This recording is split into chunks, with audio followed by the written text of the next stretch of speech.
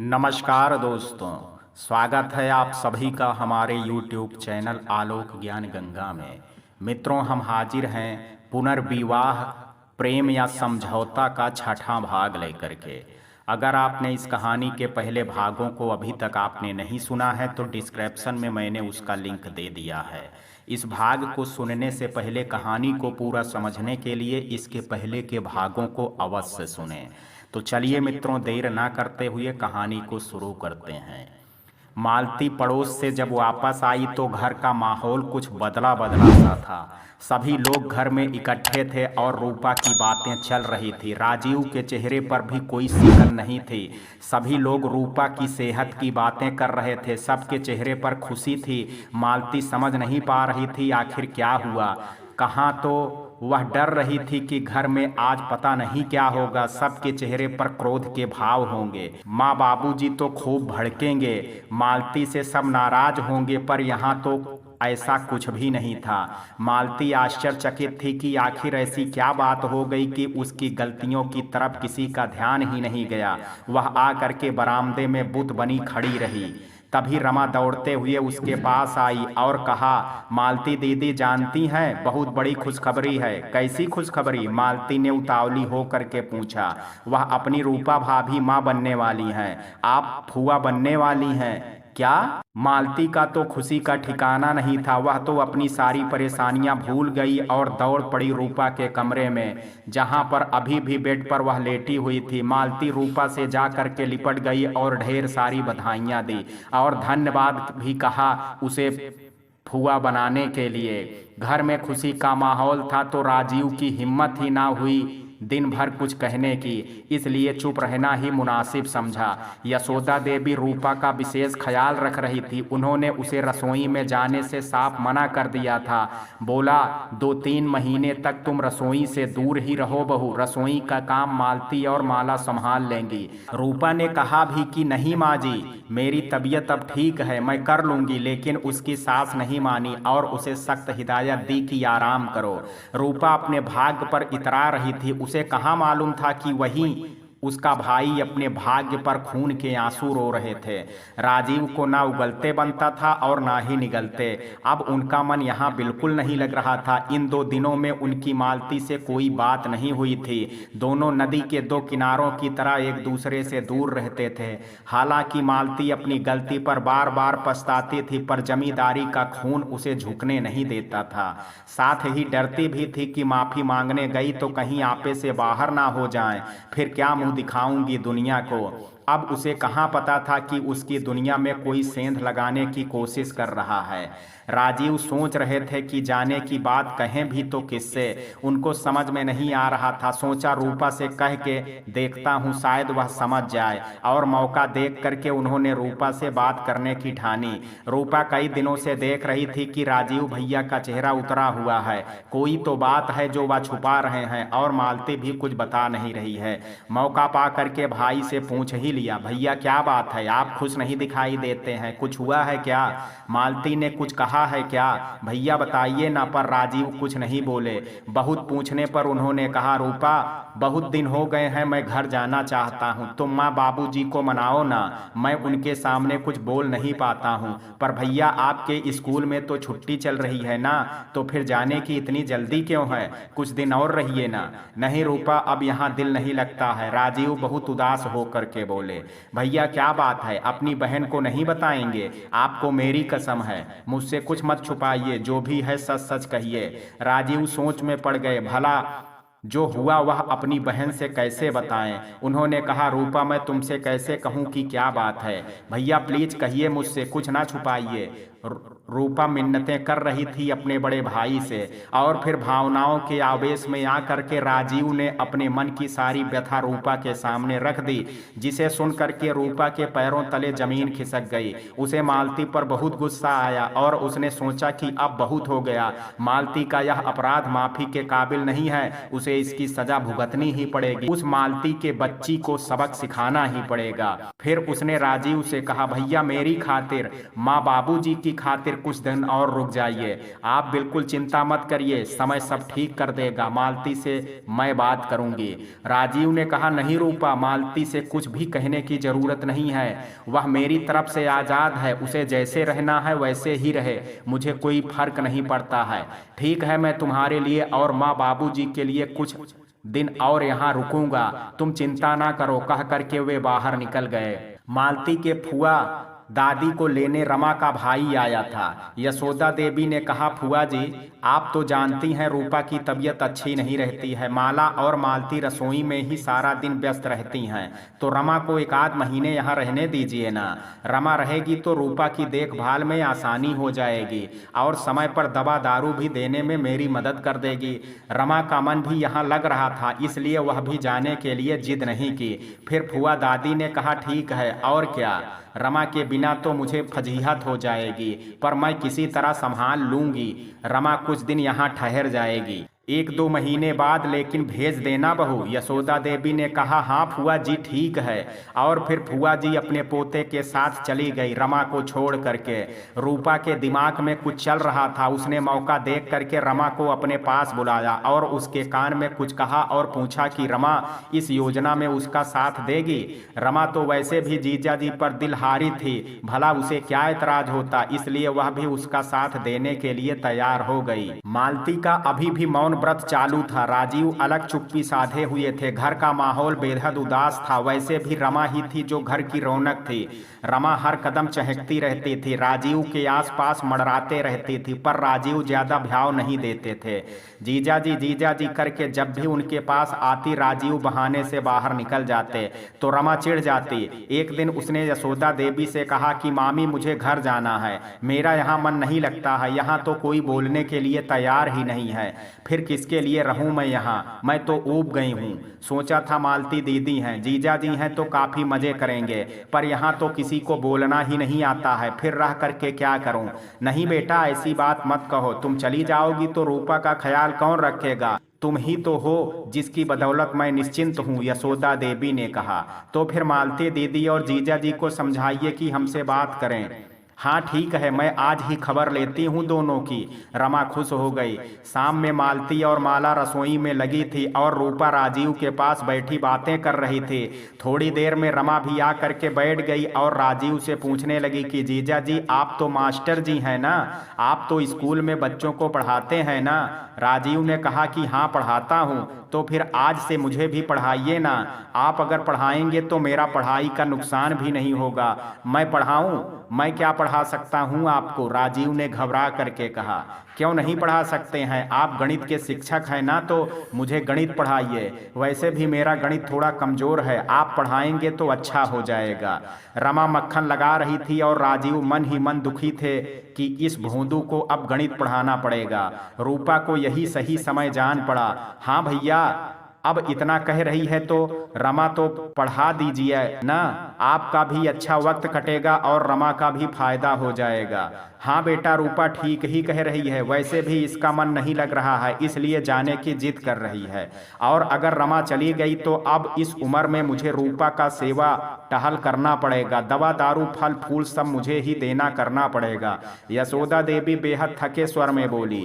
राजीव को बड़ी दया आई अपनी सास पर और वो फौरन मान गए पढ़ाने के लिए। उन्होंने कहा कि नहीं माँ जी, रमा कहीं नहीं जाएगी, मैं पढ़ाऊंगा। रमा और रूपा बहुत खुश थे और अब शुरू हुआ मिशन मालती। दूसरे दिन शाम में जब मालती पड़ोस से घूम करके आई तो रमा और राजीव को एक साथ देख करके जम गई। रमा राजीव के नजदीक बैठी थी और राजीव रमा को पढ़ा रहे थे। पहली बार उसने रमा के बारे में सोचा। रमा सुंदर थी, कमसिन थी, नादान थी, चढ़ती जवानी के मद में थोड़ी चूर थी, थोड़ी शोक, चंचल और लापरवाह। मालती को पहली बार उसके रूप यौवन को देख करके ईर्ष्या हुई। उसके लंबे घने रेशमी बाल जिसे उसने आजाद खुला छोड़ रखा था बार बार उसके चेहरे से अटखेलियां कर रही थी और उड़ उड़ करके राजीव के चेहरे से जा टकराती, जिससे मालती के सीने में जलन सी हो रही थी। उस पर उसका राजीव से हंस हंस करके बातें करना उसे भीतर तक तपा रहा था। अरे मालती, उधर क्यों खड़ी हो, इधर आओ ना, आके बैठो मेरे पास। रूपा ने पुकारा तो मालती का मन बिल्कुल नहीं हुआ, पर बेमन से जा करके बैठ गई। क्या बात है मालती, आजकल कहाँ गायब रहती हो? घर में भी चुप चुप रहती हो, कुछ हुआ है क्या? ध्यान कहाँ है तुम्हारा आजकल? अपने में ही खोई रहती हो, किसी से बात भी नहीं करती हो। मालती दीदी का मन नहीं लग रहा है, मेरा भी नहीं लग रहा है, कहीं घूमने चलते हैं ना, सबका मन बहल जाएगा, रमा खुशी से चहकते हुए बोली। मालती मना करती उसके पहले ही रूपा ने कहा, आइडिया बुरा नहीं है, मैं आज ही बात करती हूँ मालती के भैया से। मालती को कुछ बोलते ना बना। राजीव का मन भी ऊब रहा था बैठे बैठे, इसलिए उन्होंने भी कुछ विरोध नहीं किया। उमानाथ के घर आते ही रमा ने घूमने जाने की बात छेड़ दी। सुनिए जी, मालती और रमा को कहीं घूमने जाने का मन है। कहते हैं कि जब आप पेट से हो तो घूमना जच्चा बच्चा दोनों के लिए, सेहत के लिए अच्छा होता है, इसलिए मेरे लिए भी फायदेमंद होगा। उमा कुछ सोचने में मगन थे। आप कुछ बोलते क्यों नहीं हैं? रूपा ने उन्हें झकझोरा। अरे हाँ मेरी जाने बहार, चलेंगे ना? भला हम आपकी बात ना माने, ऐसा कभी हो सकता है?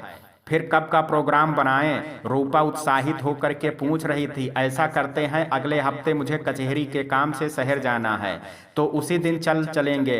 काम निपटा के हम लोग उधर से ही घूमने निकल जाएंगे, रात तक वापस आ जाएंगे। क्या कहती हो? रूपा खुशी खुशी राजी हो गई। रूपा ने यह खुशखबरी रमा और मालती को बताई। रमा खुशी से उछल पड़ी और मालती भी खुश थे। रूपा भाभी, ये एक सप्ताह कैसे बीतेंगे, मुझसे तो इंतजार नहीं होता है, जरा सब्र रखो रमा, सब्र का फल मीठा होता है, कह करके रूपा हंसने लगी। मालती रसोई में जा रही थी तो पूछा, रूपा आज खाने में क्या बनाऊं? क्यों, माला भाभी कहाँ हैं? आज रसोई में तुम अकेली जाओगी? हाँ, उनकी तबीयत ठीक नहीं है, इसलिए आज वो आराम करेंगी, खाना मैं ही बना देती हूँ। ऐसे कैसे? आप मेरे रहते खाना अकेले बनाएंगी? मैं किस दिन काम आऊंगी? चलिए मालती दीदी, मैं भी आपके साथ चलती हूँ। आजकल रमा मालती को अच्छी नहीं लगती थी। उसका हर समय जीजा जी का राग अलापना उसे जरा भी नहीं भाता था। इसलिए मालती ने थोड़ा कुढ़ करके कहा कि नहीं, तुम रहने दो, तुम गणित सीखो, मैं अकेले संभाल लूंगी।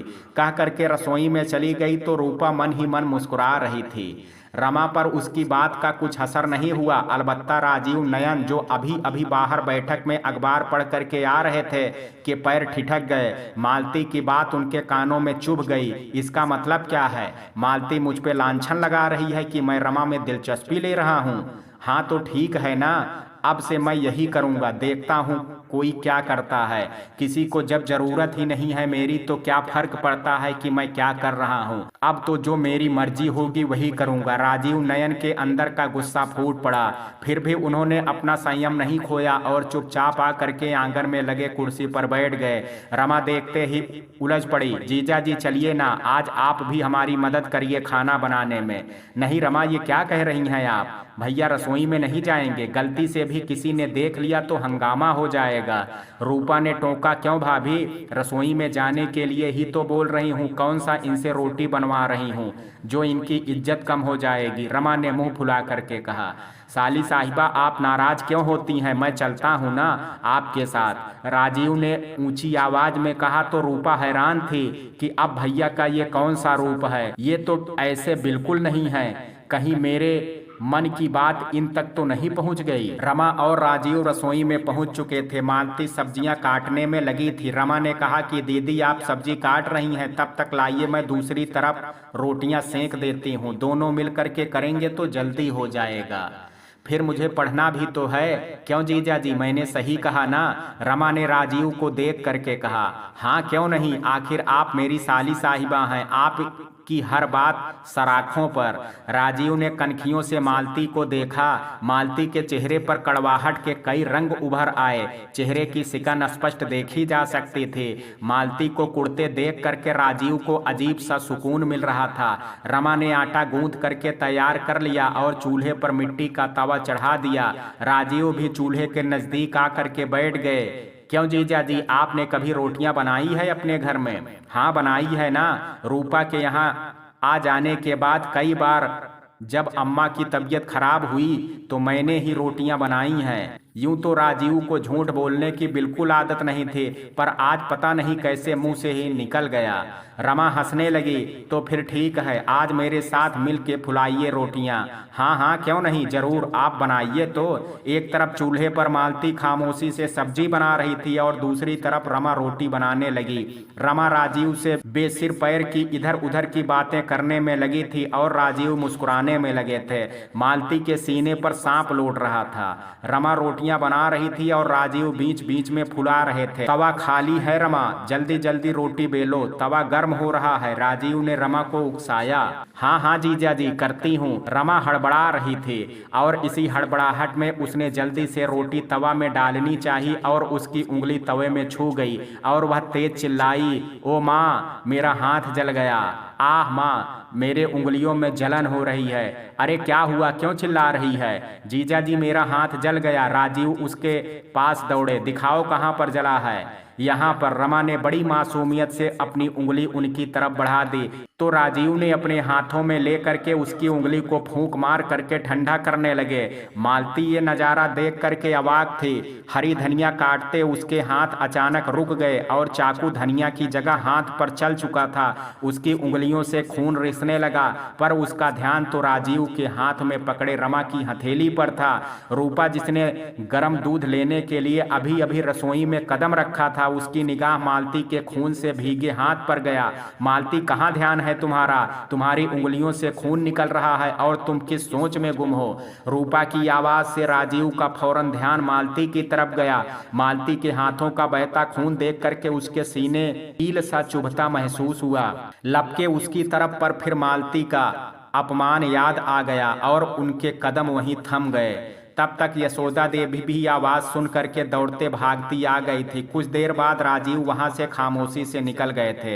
एक तरफ रूपा मालती के सीने की जलन को महसूस करके खुश थी, दूसरी तरफ हैरान भी थी कि आखिर उसके सीधे साधे भाई के स्वभाव में इस बदलाव का क्या कारण है। क्या भैया सचमुच रमा की ओर आकृष्ट हो रहे हैं या उनके मन में कुछ और चल रहा है? राजीव का यूं नजरअंदाज करके चले जाना मालती के मन में जैसे एक साथ सैकड़ों सुइयां चुभो गया। क्रोध के मारे उसकी आंखों से आंसू बह निकले। वह इस अपमान को सहन नहीं कर पा रही थी। सहन करती भी कैसे? आज से पहले कभी ऐसा नहीं हुआ था। राजीव ने उसे हमेशा अपने सराखों पर बिठाया था। उसके चेहरे के एक मुस्कान के लिए वह लाखों जतन किया करते थे और वही राजीव आज उसकी हाथों से बहता खून देख करके भी अनदेखा करके चले गए। यह मालती के लिए नाकाबिले बर्दाश्त था। उसकी आंखों से बहते आंसू को देख करके यशोदा देवी बार बार उसे अपने कलेजे से लगा और चुप करा रही थी। बेटा चुप हो जा, थोड़ी देर में जलन ठीक हो जाएगी। रूपा बेटा जल्दी जल्दी हल्दी पीस करके लगा दे, गीली हल्दी से ठंडक मिलेगी तो आराम देगा और ठीक भी हो जाएगा। मालती भला अपनी माँ को क्या समझाती कि हल्दी के लेप से घाव का जलन तो कम हो जाएगा, पर उसके मन में, उसके सीने में जो आग लग रही थी उसकी जलन को कैसे कम करती। रूपा ने मालती को रसोई से बाहर निकाला और बरामदे में पड़े खाट पर बिठाया और ठंडा पानी पिलाया, परंतु मालती को आराम नहीं मिल रहा था। वह सोच में डूबी थी कि आखिर ऐसा क्यों हुआ। क्या रमा इतनी खास हो गई कि उसके लिए मुझे नजरअंदाज कर दिया, या उस दिन वाली बात से अभी तक नाराज है? मेरी बला से मुझे भी फर्क नहीं पड़ता है, चाहे जो करना है करें, मुझे फर्क नहीं पड़ता। मालती भीतर ही भीतर जल रही थी, कुढ़ रही थी। सुबह जब माला बहू ने पूछा कि माँ जी रसोई में आटा खत्म हो गया है, बहुत ही थोड़ा सा बचा है, आटा पिसवा करके आया क्या? कल दीनू काका के हाथों आपने मिल में भेजा था ना पिसवाने के लिए। हाँ, किसी ने याद नहीं दिलाया। गेहूं की बोरी तो छत पर ही रह गई। इस मुझे बारिश को भी आज ही आनी थी, पता नहीं बिन मौसम बरसात कहाँ से आ टपका। आकाश की ओर देखते हुए यशोदा देवी खींच करके बोली, हाय अब तक तो सब गीला हो गया होगा। अब तो जब तक ना सूखेगा तब तक पिसवा भी नहीं सकते। खामखा आदमियों से बात सुननी पड़ेगी। यशोदा देवी का बीपी टेंशन से बढ़ गया। राजीव नयन सुबह ही चाय का आनंद ले रहे थे। बाकी लोग अभी थोड़ी देर पहले चाय पी करके जा चुके थे। मालती बाथरूम में नहाने के लिए घुसी थी और रूपा भाई के पास ही खाट पर बैठी अनार के दाने निकाल करके खा रही थी। रमा अभी सो करके उठी थी, आंखें मलते बाहर आई तो देखा कि रिमझिम बारिश की बूंदें बरस रही थी। रमा खुशी से उछल पड़ी, अरे वाह, आज तो बिन मांगे बरसात हो रही है। रूपा भाभी, मुझे बारिश में नहाना है, आप भी चलिए ना। अरे नहीं नहीं रमा बिटिया, रूपा नहीं जाएगी। अगर तबीयत बिगड़ गई तो यह गर्मी की बरसात है, जरूर तबीयत खराब कर देगा। यशोदा देवी तुरंत आकर के मना कर दी। क्या मामी, तो अकेले जाऊं? रमा ठुनक पड़ी। हाँ, अकेले ही जाओ। अरे मैं तो कहती हूँ तुम भी क्यों जाओ, बेकार में तबीयत खराब होने का डर रहेगा। यशोदा देवी ने चिंता जताई। मामी जाने दीजिए ना, मुझे कुछ नहीं होगा, मैं एकदम बढ़िया हूँ। रमा जिद करने पर तुली थी। अच्छा ठीक है, आखिर यशोदा देवी मान गई। रमा खुश होकर के पानी में उछलने लगी, कभी पानी चेहरे पर उछालती, कभी अंजलि में भरती। पर रमा तो रमा थी, इतने में संतुष्टि मिलने वाली नहीं थी। उसने रूपा से कहा कि भाभी, मालती दीदी कहाँ है, उनको बुलाइए ना। अरे वो बाथरूम में नहा रही हैं, भला वो तो आने से रही। रूपा ने समझाया पर रमा समझने से तो रही।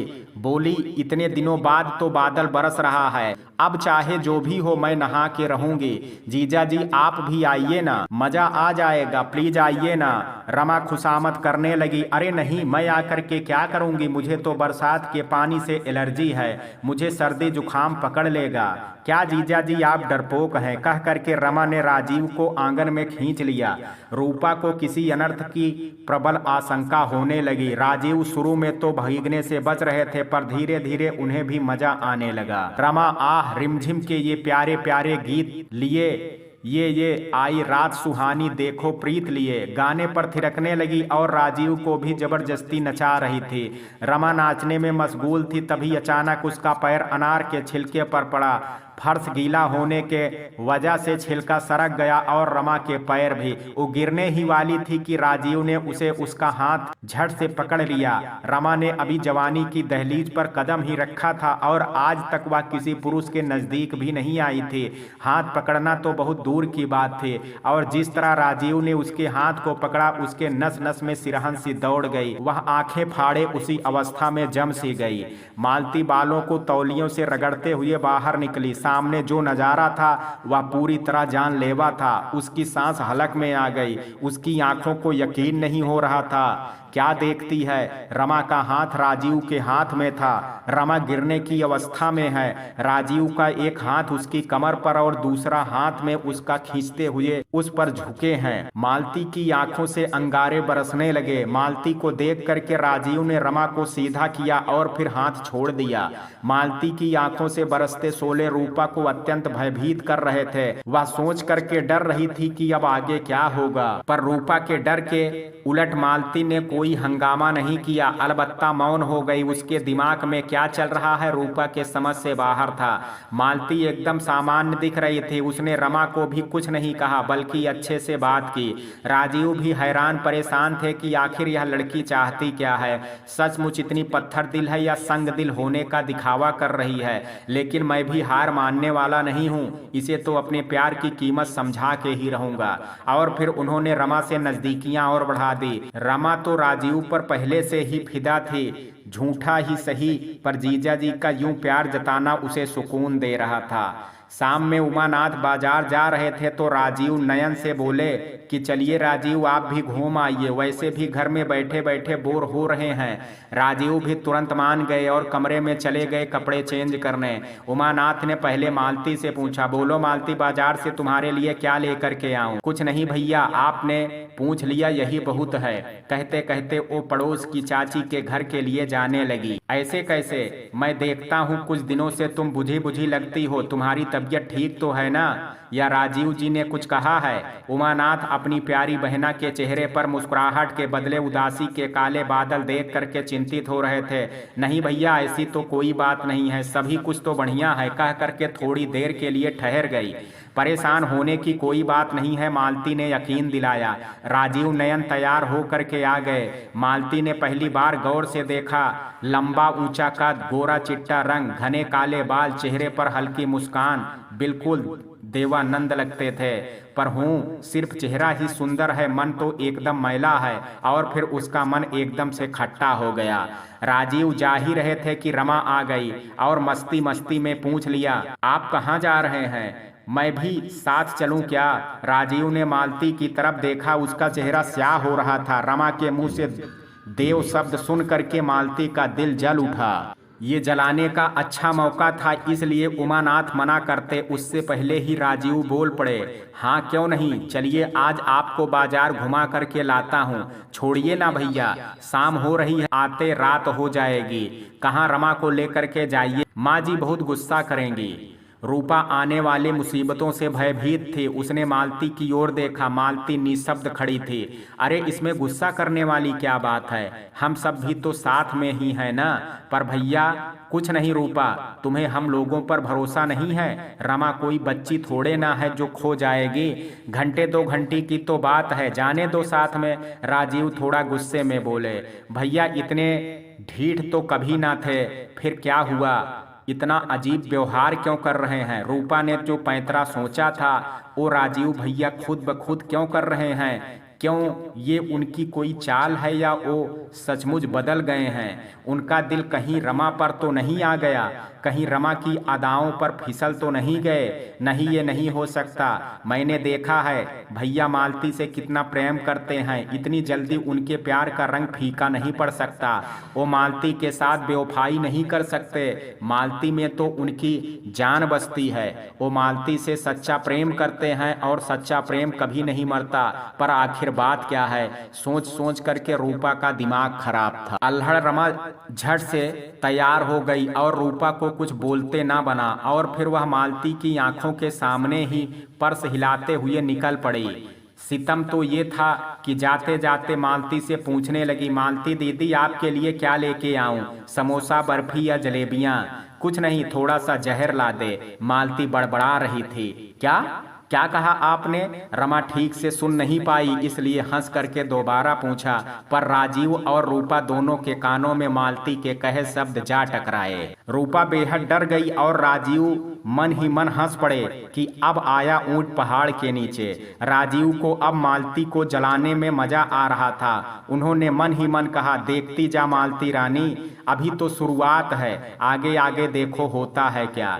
तुम्हें मुझसे प्यार है ये तुम्हारे मुंह से ना कहलवाया तो मेरा नाम भी राजीव नयन नहीं। राजीव तो रमा के साथ बाजार चले गए, पर रूपा का मन घबरा रहा था। वो डर रही थी कि मालती का गुस्सा अब फूटा कि तब, पर मालती बिल्कुल खामोश थी, उसने कुछ नहीं कहा। बहुत देर तक कुछ नहीं बोली तो रूपा की चिंता और बढ़ गई। मालती तुम्हारे लिए कुछ नाश्ता बना दूं? रूपा ने कहा तो मालती ने ना में सिर हिला दिया।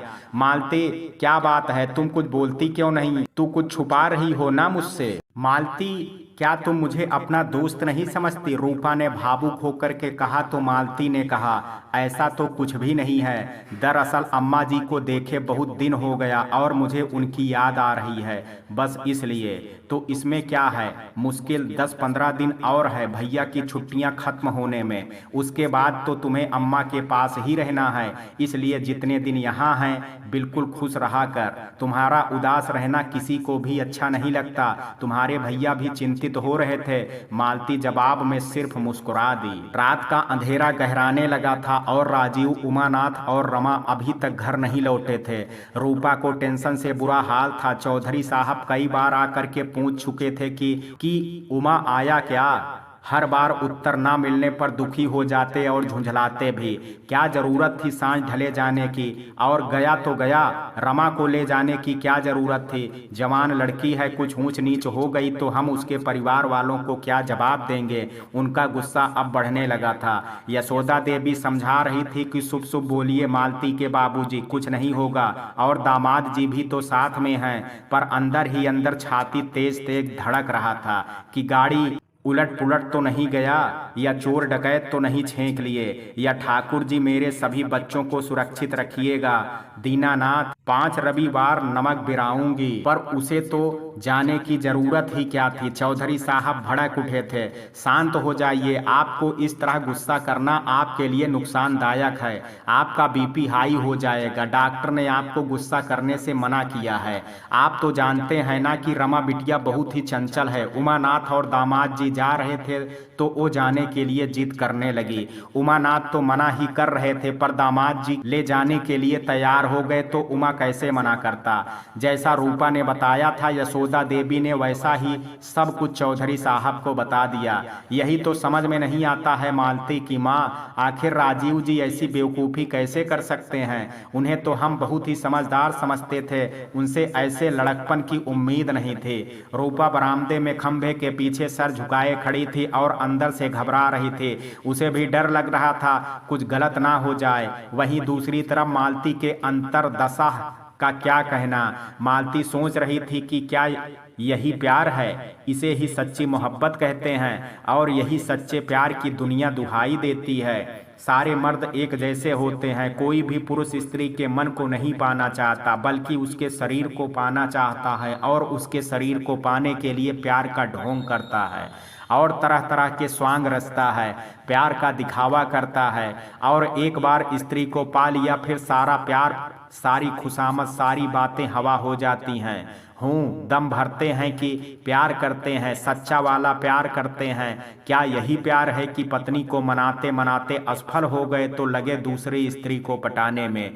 भाड़ में जाए ऐसा प्यार, मुझे नहीं चाहिए ऐसा प्यार। ऐसा प्यार का क्या वजूद है जो फिसलता रहता है मक्खी की तरह, जिधर शहद देखा उधर ही चिपक गया। मालती का मन राजीव के प्रति नफरत से भर गया। आए ना आए मुझे क्या, अब होंगे अभी चाट समोसा खिलाने में, सिनेमा दिखाने में, पर दिल का दूसरा कोना जिसमें धक धक हो रही थी कि अभी तक कोई आया क्यों नहीं, कहीं कोई अनहोनी तो ना हो गई हो। माला भाभी आज मायके गई थी शशांक भैया के साथ, उनकी माँ की तबीयत खराब थी, एक सप्ताह बाद आने को बोल के गई थी, इसलिए रसोई की सारी जिम्मेदारी मालती पर आ गई थी। पर उसका मन रसोई में जाने का बिल्कुल भी नहीं कर रहा था, इसलिए हाथ पर हाथ धरे बैठी थी राजीव के इंतजार में। और तभी गाड़ी के हार्न की आवाज आई। यशोदा देवी और चौधरी साहब दरवाजे की तरफ लपके और उनके पीछे पीछे रूपा भी चली गई। पर मालती उठ करके रसोई में चली गई। उमानाथ और राजीव बेहद थके हुए लग रहे थे, अलबत्ता रमा मस्त थी। इतनी देर कहाँ लगा दी उमा, क्या तुम्हें ख्याल नहीं था कि लड़कियों को इतनी रात तक बाहर रहना शोभा नहीं देता। कुछ ऊंच नीच हो गई तो क्या मुंह दिखाएंगे बिरादरी वालों को, क्या जवाब देंगे इसके परिवार वालों को। कुछ दिमाग विमाग है कि नहीं। चौधरी साहब गुस्से में लगातार बोले जा रहे थे। राजीव नयन पहली बार चौधरी साहब को इतने गुस्से में देखे थे, इसलिए उनकी भी बोलती बंद थी। उमानाथ ने हिम्मत करके कहा कि बाबूजी रास्ते में गाड़ी खराब हो गई थी, वो तो शुक्र है कि बाजार से ज्यादा दूर नहीं निकले थे, इसलिए मैकेनिक को बुलाने में आसानी हुई, वरना और देर से आते, है ना। चौधरी साहब अभी भी गुस्से में थे। रमा अब खरीदारी और खाने का सारा सामान ले करके अंदर आ चुकी थी। पीछे पीछे राजीव नयन और बाकी सब भी आ गए। आते ही रूपा उमानाथ से हिसाब किताब ले रही थी, परंतु मालती कहीं नजर नहीं आ रही थी। राजीव को बहुत दुख हुआ, इसका मतलब तो मालती को तनिक भी चिंता नहीं है मेरी, उसे कोई फर्क नहीं पड़ता है कि मैं आऊं या ना आऊं। राजीव दुखी होकर के बड़बड़ा रहे थे। ऐसा नहीं है भैया, मालती को फर्क पड़ता है, बस वो आपको दिखाना नहीं चाहती। वो भी हमारे साथ साथ बैठ करके आप सबका इंतजार करती रही और काफी चिंतित भी थी, पर आपको देख करके रसोई में चली गई। रूपा ने अपने भाई को यकीन दिलाया तो राजीव के दिल को थोड़ी ठंडक मिली। रमा बहुत खुश थी आज बाजार जा करके। रूपा भाभी मालती दीदी कहाँ हैं? रमा ने चहक करके पूछा। मालती तो रसोई में है, शायद खाना बना रही हो, पर आज तो खाना बनाने की जरूरत ही नहीं है। क्यों? रूपा ने हैरानी से पूछा। अरे वो इसलिए कि आज सब लोगों के लिए खाना बाहर से लेकर के आए हैं, उमानाथ ने कहा तो रूपा एकदम से खुश हो गई।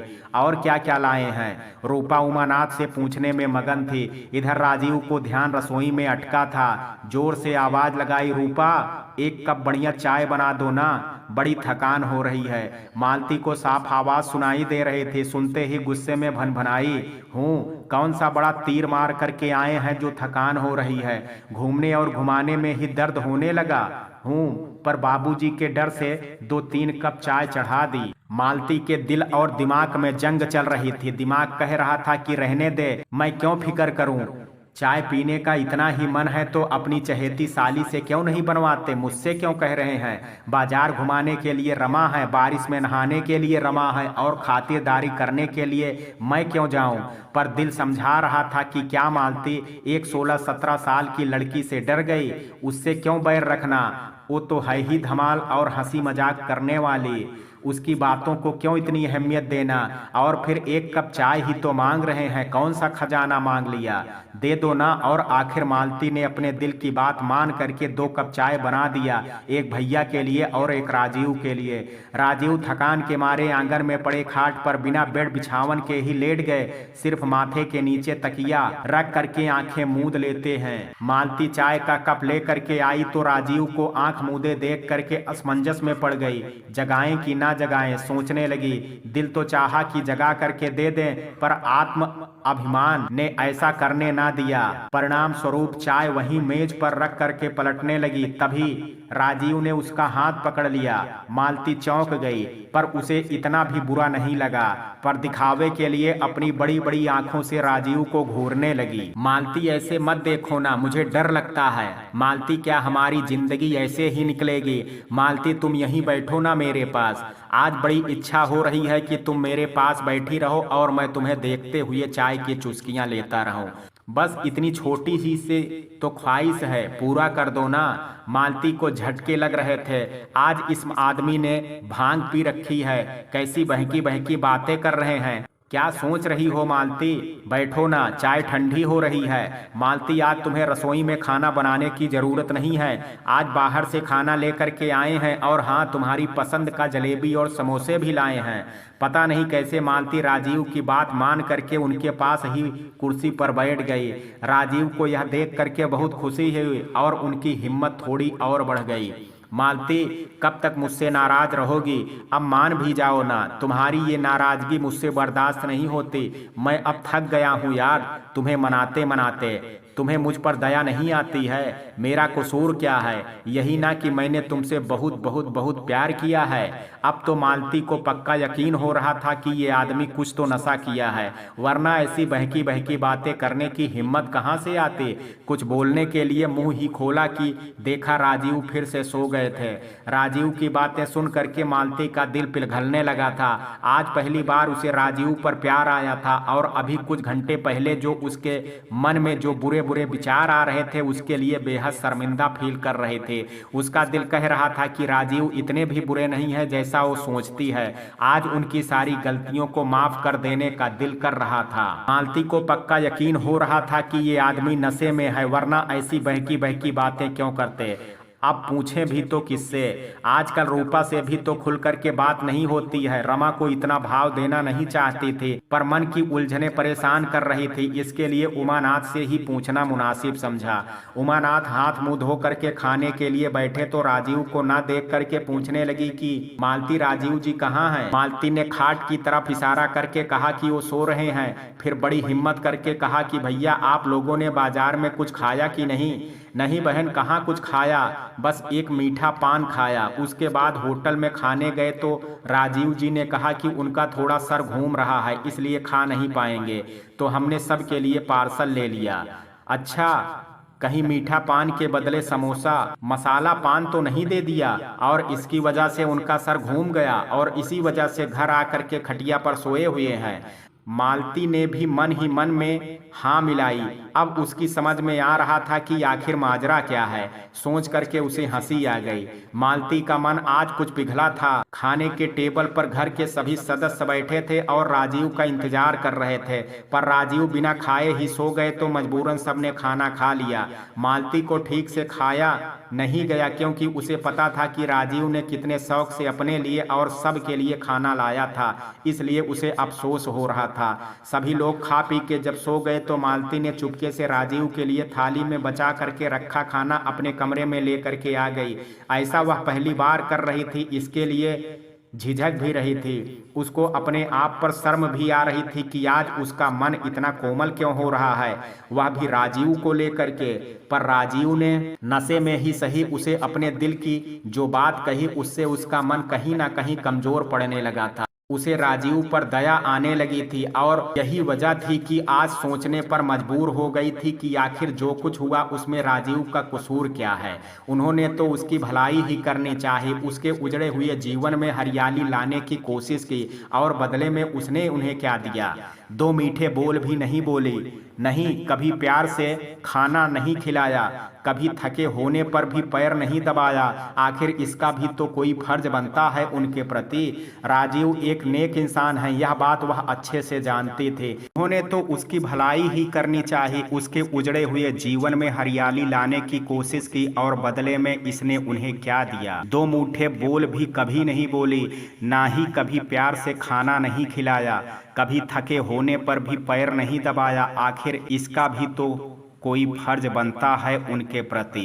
राजीव एक नेक इंसान है, यह बात वह अच्छे से जानते थे। उनके उपकारों का बदला चुकाने का इसका भी तो कोई फर्ज बनता है। इसलिए आज वह अपने दिल की बात मान करके उनके लिए खाना परोस करके ले आई थी। वास्तव में उसने खाना बचाया था। कमरे में आई तो देखा राजीव तो गहरी नींद में सो रहे हैं। उसने लालटेन की रोशनी थोड़ी तेज कर दी। आज पहली बार वह राजीव को इतने करीब से और इतने गौर से देख रही थी। राजीव सोते हुए बहुत ही मासूम लग रहे थे और जिस तरह से मालती उन्हें देखे जा रही थी, डर था कहीं उसे इस दीवाने से प्यार ना हो जाए। आज तक मालती कभी राजीव से सीधे मुंह बात नहीं की थी, सामने से शुरुआत तो बिल्कुल नहीं की थी, फिर आज कैसे जगाए? समस्या तो भारी थी। कुछ पल खामोश बैठी रही। उठाना तो था ही, इसलिए बड़ी हिम्मत करके राजीव के करीब गई और उसके बाजुओं को हिलाते हुए आहिस्ता से बोली कि राजीव उठिए, खाना खा लीजिए। ऐसा पहली बार हुआ था, इसके लिए शायद राजीव को यकीन नहीं आया। वह तो मालती से अक्सर सपनों में ही मिला करते थे, कभी पास बैठ करके प्यार से खाना खिलाते हुए, कभी प्यार भरी बातें करते हुए, कभी एक दूसरे के हाथों में हाथ डाले हसीन वादियों में घूमते हुए, तो कभी एक दूसरे की बाहों में झूलते हुए। और आज भी शायद वह नींद की आगोश में यही सुनहरे ख्वाब देखने लगे थे। तभी तो उन्हें लगा कि मालती उन्हें प्यार से खाना खिलाने के लिए बुलाने आई है और वह करवट सीधा लेते हुए मालती को अपने नजदीक खींच लिए। मालती राजीव के सीने पर जा गिरी। मालती के घने लंबे बाल राजीव के चेहरे पर फैल गए और वह बेहोशी के कैफियत में कुछ पल यूं ही जम गई। उसकी धड़कनें इतनी तेज हो रही थी कि उसके कानों को सुनाई दे रही थी, पर ना जाने क्यों आज उसे उनकी नजदीकियां सुकून दे रही थी। आज उसे उनके वजूद से घिन नहीं आ रही थी, बल्कि बहुत ही अपनेपन का एक नया एहसास था जिसे वह अपने आंचल में समेट लेना चाहती थी। राजीव उसके हाथों को पकड़ करके धीरे धीरे बड़बड़ा रहे थे, मालती कब तक मैं तुमसे यूं सिर्फ सपनों में मिलता रहूंगा? मालती, तुम मुझे कब तक अपना दुश्मन समझती रहोगी? मैं तुम्हारा दुश्मन नहीं हूँ कि हमेशा से मैं सिर्फ और सिर्फ तुम्हारा भला चाहता हूँ। मैं हवस का पुजारी बिल्कुल नहीं, जैसा कि तुम दुर्भाग्य से तुम मुझे समझती हो, परंतु मैं तुम्हें अपने प्रेम पास में बांध करके रखना चाहता हूँ। मैं तुम्हें अपने दिल में छुपा के रखना चाहता हूँ। तुम मेरी दिल, जिगर और आत्मा सब कुछ हो। मैं सिर्फ और सिर्फ प्यार करना चाहता हूँ तुम्हें। मालती, मैं सिर्फ तुम्हारा हूं और किसी दिन तुम भी कह दो ना कि तुम मेरी हो। मालती एकदम से सांस रोके राजीव की बात सुन रही थी। वह समझ नहीं पा रही थी कि अपने भाग्य पर इतराए या उनकी बातों पर हंसे। अचानक राजीव को लगा कि यह सिर्फ सपना नहीं है, बल्कि हकीकत में मालती उनके पास है। उन्होंने घबरा करके आंखें खोली और सामने मालती को देख करके डर करके उसे छोड़ दिया। मालती भी जल्दी से उठ करके सीधी हो गई। एक ही पल में सारा उनका चक्कर गायब हो गया। राजीव का डर के मारे बुरा हाल था, पता नहीं अब कौन सी बिजली गिरने वाली है। डर के मारे धड़कनें तेज हो रही थी, पर आश्चर्य की मालती ने बड़ी ही प्यार से कहा कि उठिए, खाना खा लीजिए। यह शब्द राजीव के लिए संजीवनी से कम नहीं था। ऐसा लग रहा था जैसे उन्हें नया जीवन दान मिल गया हो। आज तो उनका पेट मालती के प्यार भरे आग्रह से ही भर गया था, परंतु इनकार की कोई गुंजाइश ही नहीं थी। इंतजार के कितने सावन बीतने के बाद तो ये प्यार की बरसात हुई थी। भला कोई मूर्ख ही होगा जो इसे व्यर्थ गंवाएगा, और इसलिए वह आज्ञाकारी बच्चे की तरह चुपचाप पूरी थाली चट कर गए। राजीव की सुबह आज बहुत खुशनुमा थी, क्योंकि क्योंकि बरसों से बंजर पड़ी दिल की जमी पर पहली बार प्यार की हल्की बारिश जो हुई थी और उस प्यार के खुमार में वे अभी तक भीग रहे थे। मालती आज जल्दी उठ करके नहा धो करके रसोई में घुस गई। माला भाभी भी नहीं थी तो भोजन बनाने की सारी जिम्मेदारी उसी पर थी और इसी बहाने वह राजीव के नज़रों से दूर रहना चाहती थी, क्योंकि रात वाली घटना के बाद मालती की हिम्मत नहीं थी राजीव से नज़र मिलाने की। राजीव बाथरूम से आकर के मालती को चाय के लिए ढूंढने लगे पर वह कहीं नजर नहीं आ रही थी। यशोदा देवी अपने हीरे जैसे दामाद को बरामदे में अकेले बैठा देखी तो प्रेम से विभोर हो नजदीक जा करके पूछने लगी कि बेटा जी चाय पानी पी आपने? नहीं माँ जी, कोई दिखाई नहीं दे रहा है, कब से बैठा हूँ। वह भी शिकायत करने के मूड में थे। यशोदा देवी जोर से आवाज लगाई, मालती, रूपा, कहाँ रह गई सब के सब? अरे अभी तक दामाद जी के चाय क्यों नहीं मिली? किसी को फिक्र भी है कि नहीं? मालती, ओ मालती, क्या कर रही हो? अभी तक चाय नहीं बनाई क्या बेटा? दामाद जी को चाय पानी ला करके दे दो। इतने में रमा आ गई अपनी वही मस्तानी चाल में। अभी सो करके ही उठी थी। क्या हुआ मामी जी, क्यों इतना शोर कर रही हैं? अरे शोर ना करूं तो क्या करूं? रमा बिटिया, तू ही तो इस घर में है जिसको सबकी फिक्र है। जा दामाद जी को चाय पानी ला करके दे। तभी रूपा कमरे से बाहर निकली और मन ही मन हंसने लगी अपनी माँ जी की बात पर अगले ही पल डर भी गई कि रसोई में पक्का मालती चाय बना रही होगी और रमा को देखते ही उसका मन खराब हो जाएगा। कैसे रोकूं रमा को रसोई में जाने से? इधर रमा कह रही थी, इसमें कौन सी बड़ी बात है मामी जी, अभी 2 मिनट में बना के ले आती हूँ। कह करके रसोई में घुस गई और रूपा सोचती ही रह गई। मालती ने चाय बना ली थी, बस कप में छानने ही वाली थी कि रमा किचन में घुस गई और बड़ी ही चंचलता से पूछा, क्यों दीदी, अभी तक चाय नहीं बनी? फिर चाय पर नजर पड़ते ही वह चाय की ट्रे उठा ली और बोली कि मैं लेकर के जाती हूँ। मालती को बहुत गुस्सा आया, गरम चाय रमा पर उड़ेल दी। आज पहली बार तो उसे राजीव को अपने हाथों से चाय पिलाने का मन हो रहा था, पर रमा ने सब चौपट कर दिया। पर कुछ ना कर सकी और रमा फटाफट चाय लेकर के बाहर आ गई। राजीव की उम्मीद पर भी पानी फिर गया था। आज तो कम से कम मालती अपने हाथों से चाय पिलाती, ऐसी उम्मीद सुबह से पाल करके बैठे थे। मालती दरवाजे के पास आकर के किवाड़ की ओर से देखने लगी। राजीव का उतरा चेहरा देख करके उसे बुरा लग रहा था। राजीव ने चाय का कप उठा लिया तो टेबल पर रख करके रमा ने मस्ती भरे अंदाज में कहा कि कल तो हम लोग घूमने जाने वाले हैं ना जीजा जी, तो आज मेरा गणित का पाठ पूरा करवा दीजिए ना।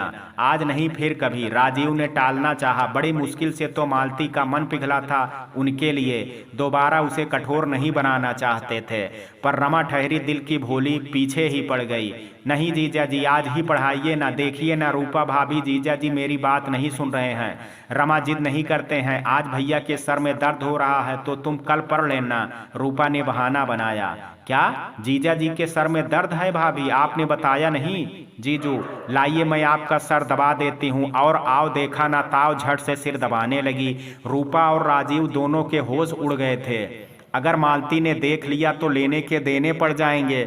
नहीं रहने दो रमा, मैं ठीक हूँ अब। राजीव उसका हाथ अपने सिर पर से हटाने लगे पर वो धुन की पक्की टस से मस ना हुई। अब उस बेचारी का भी क्या दोष है? उसे क्या पता है कि जलन क्या होती है और क्यों होती है? पर वही हुआ जिसका डर था। मालती रसोई से बाहर निकली और राजीव की सेवा में रमा को देख करके मन एकदम कड़वा हो गया। उसने अपने जज्बातों पर किसी तरह काबू रखा और राजीव को गुस्से से घूर करके देखा, जैसे कह रही हो, अच्छा जी तो यही है आपका बेइंतहा प्यार जो हर पल फिसलते रहता है। और राजीव आंखों से ही विनती कर रहे थे कि सच कहता हूँ मालती, मैं निर्दोष हूँ। अब तुम्हारी बहन ही मेरे गले पड़ी है तो मैं क्या कर सकता हूँ? पर मालती अपना मुंह टेढ़ा करके अपने कमरे में चली गई थी। रूपा किनारे खड़ी मालती का गुस्सा और भाई का प्यार दोनों देख रही थी, पर उसे कुछ सूझ नहीं रहा था। खैर तभी सासू माँ ने रमा को आवाज लगाई तो रमा आई बामी कह करके उनकी तरफ भागी। रूपा अपने भाई के पास बैठ करके कहा, भैया मैं आपसे कुछ कहूँ? हाँ रूपा कहो ना। राजीव उदास से बैठे थे। भैया आप तो जानते हैं कि आपने कितना लंबा इंतजार किया है और कितनी मेहनत की है मालती के दिल से राघव को हटाने और अपनी जगह बनाने के लिए। रूपा ने गहरी सांस ली और फिर कहा कि अब जा करके मालती आपको प्यार की नजर से देखने लगी है और शायद उसे आप पर यकीन होने लगा है, इसलिए आपसे अनुरोध है भाई, अब आप मालती को लौटने ना दीजिए। उसका मन जीतने के लिए जो बन पड़े करिए, मैं आपके साथ हूँ। मालती अपने कमरे में आकर के बिस्तर पर औंधे मुंह लेट गई। उसे बहुत गुस्सा आ रहा था राजीव पर। ये क्या बात हुई? एक तरफ तो ये जताते हैं कि मालती तुम ही मेरी जिंदगी हो और दूसरी तरफ मालती का जी जलाने में मजा आता है। और यह रमा भी कुछ कम नहीं है, कोई भी मौका नहीं छोड़ती राजीव से चिपकने का। पर मुझे क्या, मैं इतना क्यों सोच रही हूँ? मुझे क्या फर्क पड़ता है चाहे जिससे भी बात करें, आखिर हमारा रिश्ता ही क्या है? दुनिया को दिखाने के लिए भले ही पति पत्नी है, पर वास्तव में मैं राघवेंद्र की पत्नी हूँ और मरते दम तक रहूंगी। मालती का मन फिर से कठोर होने लगा था। उसका कोमल हृदय राजीव के लिए धड़कना शुरू किया था कि उसकी कटुता के कड़े प्रहार ने फिर से खामोश कर दिया। यह राजीव के लिए शुभ संकेत नहीं था। उन्होंने कितनी मेहनत से तो मालती के बंजर हो चुके दिल में प्यार की दूब उगाई थी और यह दुर्बा फिर से बिन पानी मरने वाला था। मालती फिर से पहले जैसी मालती बन गई, बिल्कुल चुपचाप खामोश रहने वाली। दिन भर राजीव को नजर नहीं आई। आज तो उसने खाना भी नहीं खाया। पूरे दिन पड़ोस में कभी इनके घर तो कभी उसके घर घूमती रही। रूपा हर बार बुला भेजती और वह कोई न कोई बहाना बना करके टाल देती। इधर राजीव का दिल बिल्कुल व्याकुल होता रहा, परंतु वे कोई तमाशा नहीं चाहते थे, किसी प्रकार का हंगामा नहीं चाहते थे। इसके लिए सबके सामने मालती से कुछ कह नहीं पा रहे थे और अकेले में मालती उन्हें मिल नहीं रही थी। खैर, जैसे तैसे रात हुई। सब लोग खा पी करके अपने अपने कमरे में सोने चले गए तो राजीव भी अपने कमरे में आ गए। किसी को पता ना चले कि मालती ने सबके साथ चुपचाप शांति से बैठ करके 2 रोटियां खा ली थी। राजीव अपने कमरे में मालती का इंतजार कर रहे थे। आधी रात हो चुकी थी पर मालती का कहीं अता पता नहीं था। तो राजीव को यकीन हो गया कि आज मालती अपने कमरे में नहीं आएगी, वह किसी और कमरे में जा करके सो गई। घंटों इंतजार करने के बाद आखिरकार के थक करके गुस्सा तो बहुत आ रहा था इस बेवकूफ लड़की पर। मालती, तुम समझती क्यों नहीं हो कि मैं सिर्फ तुमसे प्यार करता हूँ? क्या तुम्हें मेरी आंखों में दिखाई नहीं देता? मैं तुम्हारे अलावा और किसी के बारे में सोचता भी नहीं। मेरे शरीर का रोम रोम तुम्हारे प्यार के लिए तड़प रहा है। मालती, अब तो बचपना छोड़ दो। तुम इतनी भी नादान नहीं हो कि मेरे प्यार को परख ना सको।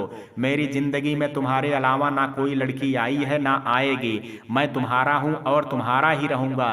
काश तुम समझ पाती और काश मैं तुम्हें समझा पाता। वो ये सब मालती को बताना चाहते थे, परंतु वो यहाँ थी ही नहीं, तो अपने दिल का हाल कागज के पन्ने पर उतार करके गद्दे के नीचे दबा करके रख दिया और सो गए। आज सुबह रमा जल्दी उठ गई थी क्योंकि आज घूमने जो जाना था। बाकी सबको याद हो या ना हो, पर वो खुशी के मारे उछल रही थी। रूपा भी उठ चुकी थी, उमानाथ भी उठ करके बाहर जा चुके थे। इसके पहले कि रमा मालती को उठाने जाती, वह खुद ही उठ करके आ चुकी थी। सबको देख करके रमा खुशी से चिल्लाने लगी और पूछा, जीजा जी क्यों नहीं उठे अभी तक? आज तो घूमने जाना है ना, कहीं देर ना हो जाए। और उसने कहा, मालती से जिद करने लगी कि जीजा जी को उठा करके ले आइए ना दीदी। मालती ने कहा, तुम ही ले आओ ना, आखिर इकलौती साली हो, तुमसे जल्दी आ जाएंगे। रमा तो उसके तंज को समझ ना सकी, पर रूपा समझ गई और मन ही मन पछताने लगी कि हाय, रमा को मालती को जलाने की हिंट तो दे दी पर आगे बढ़ने से रोक नहीं पाई और अब गड़बड़ हो गई। ईश्वर से प्रार्थना करने लगी कि हे प्रभु, आज कोई गड़बड़ ना हो, इसका ख्याल रखना। उमानाथ बाहर से नित्य कर्म से निवृत्त हो करके आ गए और सबको फरमान जारी कर दिए कि सब जल्दी से तैयार हो जाओ, हम सुबह सुबह ही निकलेंगे। ज्यादा देर करने पर धूप सर पर आ जाएगी तो ठीक से घूम भी नहीं पाएंगे और फिर घूम करके वापस भी तो आना है। मालती का मन बिल्कुल नहीं था जाने का। उसने कहा, भैया आप लोग जाओ ना, मेरी तबीयत ठीक नहीं रही, भीतर से बुखार जैसा लग रहा है, मैं जा करके क्या करूंगी? और फिर सब लोग चले जाएंगे तो माँ अकेली कैसे रहेंगी? इसलिए मैं माँ के पास ही रहूंगी, बाकी आप लोग घूम के आइए। मालती ने बहाना बनाया। नहीं मालती, तुम्हारे बिना हम हरगिज नहीं जाएंगे। भला मेरी प्यारी बहन घर में रहेगी और हम घूमने जाएंगे? अरे पगली, हम तो तुम्हारे लिए ही जा रहे हैं। फिर ये मौका दोबारा कभी मिले या ना मिले, बहुत संजोग से तो इस बार हम सब साथ हैं। राजीव भी हैं। इसके पहले कि छुट्टियां खत्म हो जाएं, हम घूम आते हैं। राजीव सीढ़ियों पर खड़े होकर के दोनों भाई बहन की बातें सुन रहे थे। मालती के मन की बात सुन करके उन्हें गहरा दुख हुआ, इसलिए उन्होंने उतर करके उमानाथ से कहा कि भैया मेरी छुट्टियां खत्म हो रही हैं तो मैं भी 1-2 दिन में निकलता हूं। इतनी जल्दी भी क्या है राजीव, 2-4 दिन और रह के जाइए ना। उमा ने कहा, विनीत हो करके कहा कि नहीं भैया, ड्यूटी समय से पकड़ना जरूरी है, नहीं तो परेशानी हो जाएगी। ठीक है, पहले तैयार हो जाइए, घूम करके तो आ जाते हैं। उमानाथ ने हंसते हुए कहा तो राजीव ने भी भैया कह करके हामी भर दी और फिर सब लोग जल्दी जल्दी तैयार होने लगे। आधे घंटे बाद गाड़ी दरवाजे पर खड़ी थी। सब लोग जल्दी जल्दी बैठो, पहले कचहरी के कुछ काम भी निपटाना है, तो कुछ समय उसमें भी जाएगा, इसलिए जितना जल्दी निकलेंगे उतना जल्दी काम खत्म होगा और हम सब घूमने जा सकेंगे। उमानाथ ने सबको निर्देश दिए। भैया हम लोग कहाँ घूमने जाएंगे, कहाँ कहाँ घूमेंगे? रमा बेहद उत्साहित हो रही थी तो उमा ने कहा, पहले चल तो पगली, फिर बताते हैं कि कहाँ कहाँ घूमेंगे। करीब 7 बजे तक कुछ लोग मन से तो कुछ लोग बेमन से ही सही पर तैयार होकर के आ चुके थे। टैक्सी दरवाजे पर खड़ी थी। आगे की सीट पर उमानाथ और रूपा बैठे और उमानाथ ने कहा, पीछे वाली सीट पर आप तीनों बैठ जाइए।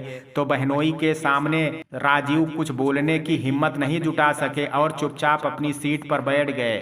मालती बाहर खड़ी रही तो रमा राजीव के बगल में बीच वाली सीट पे बैठने लगी। मालती ने तो कुछ नहीं कहा, परंतु रूपा ने शीशे से देखा तो तुरंत बोल पड़ी, रमा पहले मालती को बैठने दीजिए, उसके बाद आप बैठो। ओफ ओ भाभी, क्या फर्क पड़ता है कि मालती दीदी बीच में बैठे या मैं? जाना तो सबको एक ही जगह है।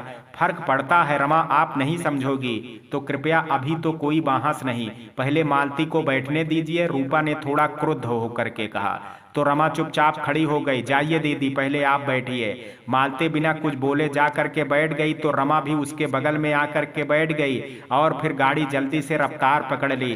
रमा ने फिर से पूछा, भाई अब तो बताओ हम कहाँ कहाँ घूमेंगे? तो उमानाथ ने कहा कि यहाँ से मथुरा की दूरी 40-50 किलोमीटर है और काशी करीब 120 किलोमीटर है, तो बताओ सब कहाँ चलना है। राजीव का तो वैसे भी घूमने का ज्यादा मन था नहीं, इसलिए उन्होंने झट से कहा, भैया क्यों ना मथुरा वृंदावन ही चलें, नजदीक जाएंगे तो आने में भी सुविधा होगी, रूपा भी ज्यादा सफर नहीं कर सकती। तो उमानाथ ने कहा, ठीक है फिर वहीं चलते हैं। गाड़ी पूरी रफ्तार से मथुरा वृंदावन के लिए दौड़ पड़ी। ड्राइवर ने गाने की कैसेट लगा दी।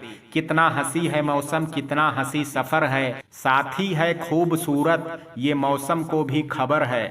गाने के बोल सुनकर के राजीव के होंठों पर मुस्कान फैल गई। उन्होंने कनखियों से अपने खूबसूरत हम सफर को देखा। राजीव ने खिड़की का शीशा नीचे सरका दिया, जिससे मालती की जुल्फें बार बार उसके चेहरे को चूमने लगी और वो उसे बार बार हटाने की नाकाम कोशिश कर रहे थे।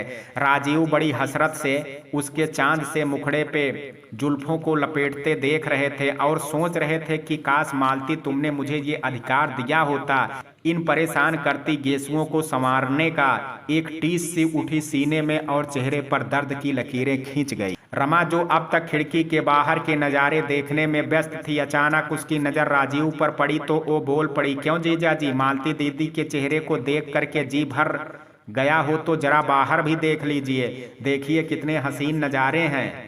राजीव शर्म से और भी पानी पानी हो गए जब मालती ने उन्हें गुस्से से घूर करके देखा और रूपा के चेहरे पर मुस्कुराहट फैल गई, जो कि फ्रंट मिरर से स्पष्ट झलक रहा था। रमा पे बहुत गुस्सा आया। पहली बार लगा कि बददिमाग लड़की कहीं भी कुछ भी बोलती है। कचहरी के पास पहुंच करके उमानाथ उतर गए और ड्राइवर से कहा कि इनको यहाँ से करीब 100 मीटर दूर माखनलाल मिठाई वाले जी की दुकान है, तुम इन सबको वहीं ले जाओ। और फिर राजीव को 100 रुपये पकड़ा करके बोले कि वहाँ समोसा बर्फी सब मिलता है, तो जो सबका जी करे खिलाइए, मैं आधे घंटे में वहीं पर मिलता हूँ। ठीक है भैया कह करके राजीव गाड़ी में बैठ गए तो ड्राइवर ने गाड़ी बढ़ा दी और चंद मिनट बाद सब माखन लाल मिठाई वाले की दुकान पर पहुंच चुके थे। राजीव ने रूपा को सहारा दे करके आराम से नीचे उतारा और रमा मालती भी उतर गई तो राजीव सबको आगे करके पीछे पीछे चलने लगे। सुबह के 10 बजे थे। दुकान में अच्छी खासी भीड़ थी। राजीव काउंटर पर मिठाई और समोसे का ऑर्डर देने लगे तो मालती थोड़ा रिलैक्स हो करके बैठ गई और अपना रंजो गम भूल करके रमा और रूपा से बातें करने लगी, जिसे देख करके राजीव को बहुत अच्छा महसूस हो रहा था। थोड़ी देर इंतजार के बाद गर्मा गर्म समोसे, जलेबियां और खोए की बर्फी लेकर के हाजिर थे। सबने अपनी इच्छा अनुसार खाए। ना नुकुर करने के बाद मालती ने भी अपनी भूख मिटाई। उसके बाद राजीव सबके लिए मैंगोला का बाटल लेकर के आए, जिसे देख करके रमा खुशी से उछल पड़ी। वहीं रूपा और मालती को भी बेहद पसंद आया। मैंगोला खत्म होते होते उमानाथ वापस आ चुके थे। लाओ भाई, मेरे लिए किसी ने कुछ बचा रखा है कि सब चट कर गए। उमानाथ ने सबकी परीक्षा ली तो मालती और रूपा एक दूसरे का मुंह ताकने लगे। वाह भाई, लो यही तुम दोनों का प्यार है। ना पत्नी ने याद रखा और ना ही बहन ने। उमानाथ ने पूरी टांग खिंचाई करने में लगे थे, पर तब तक राजीव जलेबी, समोसा और कचौरियां ले आए। उमानाथ ने जल्दी जल्दी खत्म किया और आगे का सफर तय करने के लिए सब गाड़ी में आकर के अपनी अपनी सीट पर बैठ गए। दोपहर होते होते सब मथुरा पहुंच चुके थे। मथुरा वृंदावन की कच्ची और तंग गलियों में टैक्सी का जाना नामुमकिन था, इसलिए सब बाहर सड़क पर ही उतर गए और ड्राइवर को कहा कि तुम अब जाओ, तब तक सवारी उठाओ, रात 8 बजे तक यहीं मिलना। ड्राइवर ने ठीक है बोल करके चला गया तो सब लोग पैदल ही निकल पड़े। सबसे पहले कृष्ण जन्म भूमि देखने का विचार आया और सभी लोग चल पड़े बड़े ही उत्साह के साथ कृष्ण मुरारी के दर्शन करने। ठाकुर जी के दर्शन के उपरांत सबने कंस का किला देखा। अब बारी थी द्वारकाधीश मंदिर की। पर औरतों का थक हारा चेहरा देख करके राजीव ने कहा कि पहले सबको कुछ खिला देते हैं भैया, फिर घूमने चलते हैं। तो रमा ने भी पुरजोर समर्थन किया। हाँ हाँ जीजा जी, सही कहा आपने, भूख और थकान से हालत खस्ता है, अब और नहीं चला जाएगा। तो ठीक है, चलिए पहले आपकी भूख मिटाई जाए। रमा से इस तरह राजीव का प्यार से बात करना मालती को फिर जला गया और उसकी भूख मर गई। उमानाथ, राजीव और रमा आगे आगे चल रहे थे और कुछ डेग पीछे रूपा के साथ मालती चल रही थी। रूपा ने कहा, मालती मैं बहुत थक गई हूँ, थोड़ी देर यहीं बैठते हैं।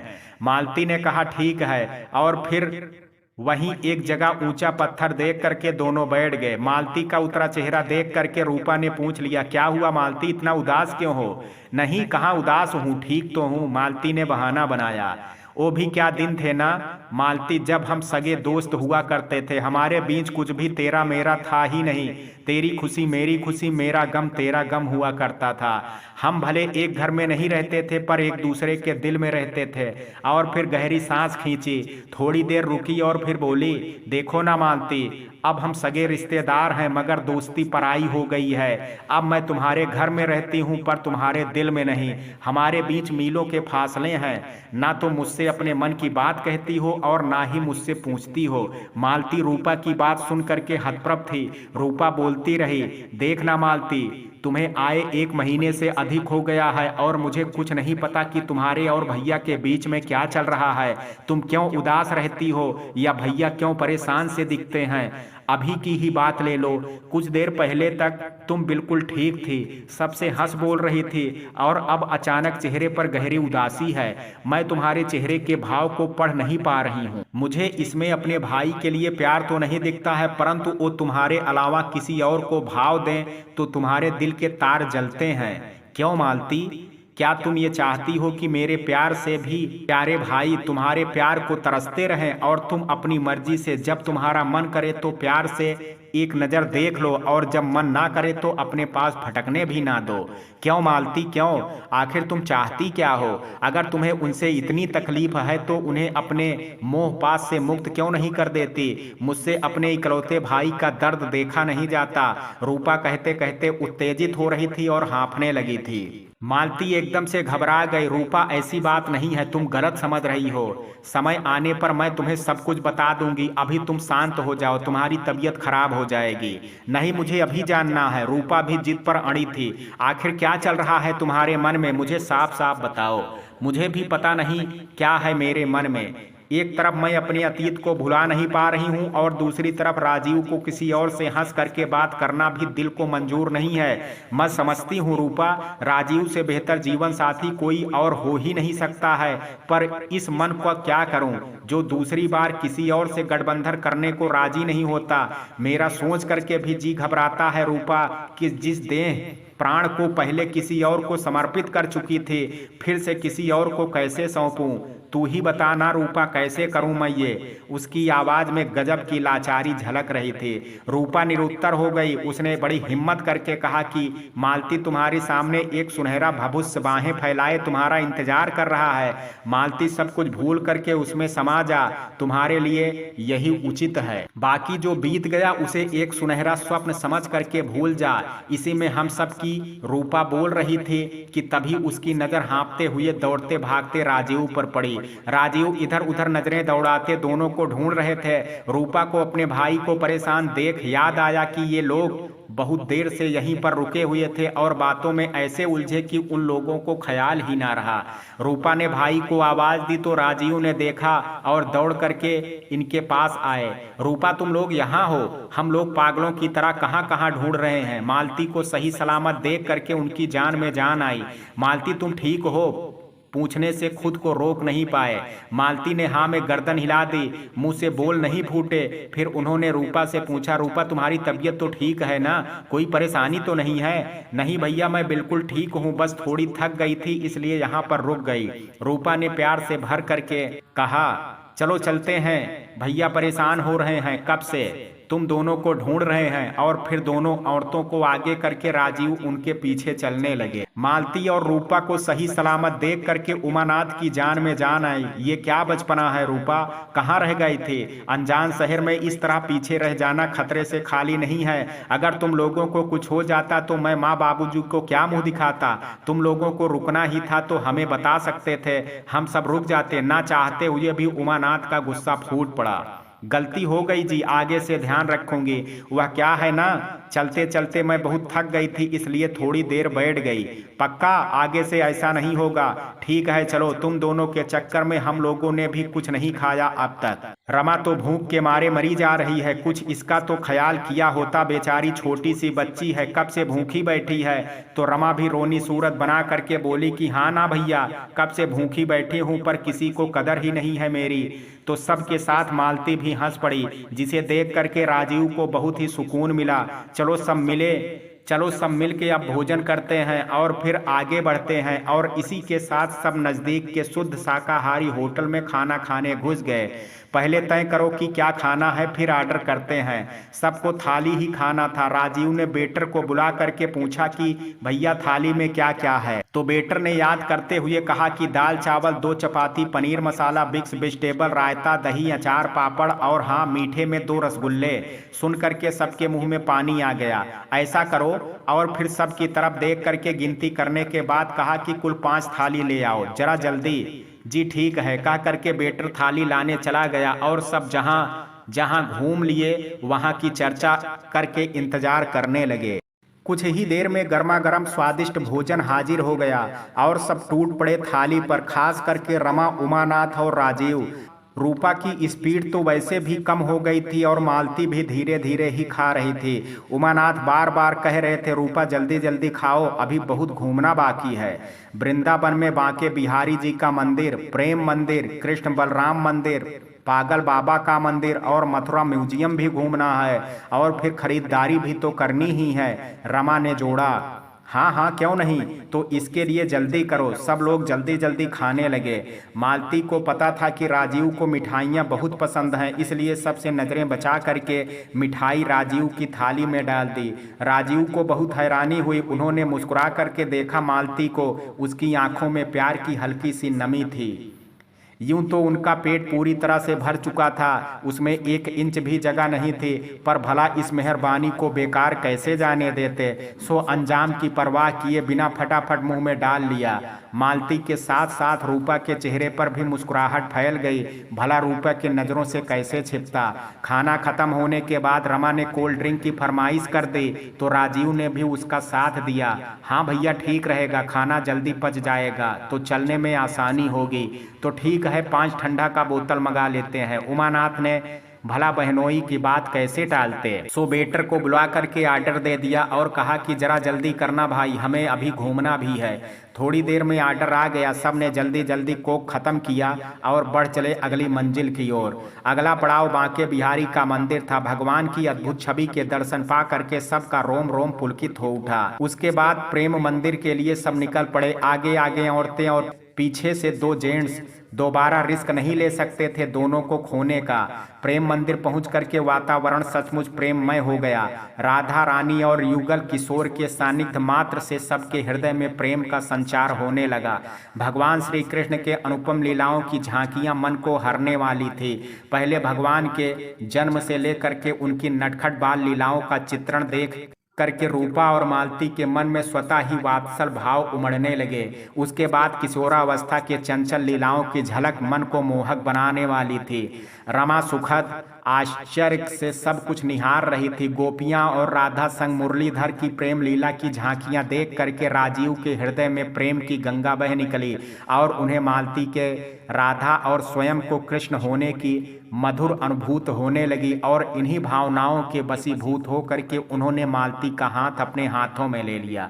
और पता नहीं मालती को क्या हुआ, उसने पहले तो गुस्से से निहारा और फिर अपनी कलाई को उनकी पकड़ से छुड़ा करके तेज झटक दिया। सभी लोग आसपास थे इसलिए कहा कुछ भी नहीं, लेकिन उसकी हरकतें काफी थी राजीव का दिल चूर चूर कर देने के लिए। ईश्वर के समक्ष अपने प्यार और समर्पण का इतना घोर अपमान बर्दाश्त करना मुश्किल था।